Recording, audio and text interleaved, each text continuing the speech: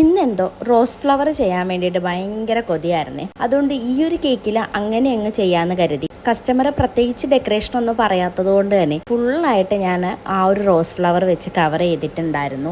1 kg wait വന്നിട്ടുണ്ടായിരുന്ന vanilla cake ആയിരുന്നു കേട്ടോ. നമ്മുടെ ഒരു സ്ഥിരം കസ്റ്റമറാണ് കേട്ടോ നമുക്ക് ഈ ഒരു കേക്ക് ഓർഡർ തന്നിട്ടുണ്ടായിരുന്നത്. ഫുള്ള് വൈറ്റ് ക്രീമിൽ കവർ ചെയ്തിട്ട് ഒരു പിങ്ക് കളർ വെച്ചിട്ടാണ് കേട്ടോ ഞാൻ റോസ് ഫ്ലവർ അത്രയും കൊടുത്തിട്ടുണ്ടായിരുന്നത്. വൈറ്റ് ക്രീം വെച്ചിട്ട് തന്നെ താഴെ ഒരു ബോർഡറും കൂടെ കൊടുത്തിട്ടുണ്ടായിരുന്നു. ഫിനിഷിങ് നല്ല വൃത്തിക്ക് വരാത്തതുകൊണ്ട് തന്നെ ഞാൻ ടോപ്പിലും സൈഡിലും പാലറ്റ് നൈഫ് കൊണ്ടുള്ള ഡെക്കറേഷനാണ് കേട്ടോ കൊടുത്തിട്ടുണ്ടായിരുന്നത്. അല്ലെങ്കിലും നല്ല തിരക്കുള്ള ദിവസങ്ങളിലൊക്കെ ഫിനിഷിങ് ആയി വരാൻ ഭയങ്കര ബുദ്ധിമുട്ടാണ് കേട്ടോ.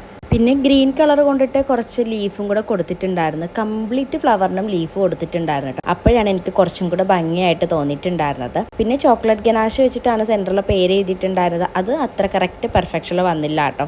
അതിൻ്റെ വിഷമം എനിക്കുണ്ട്. അപ്പോൾ ഇന്നത്തെ വീഡിയോ ഇത്രയേ ഉള്ളൂ. അടുത്തൊരു കുട്ടി വീഡിയോ ആയിട്ട് വരുന്നത് വരെ താങ്ക് യു ഫോർ വാച്ചിങ്.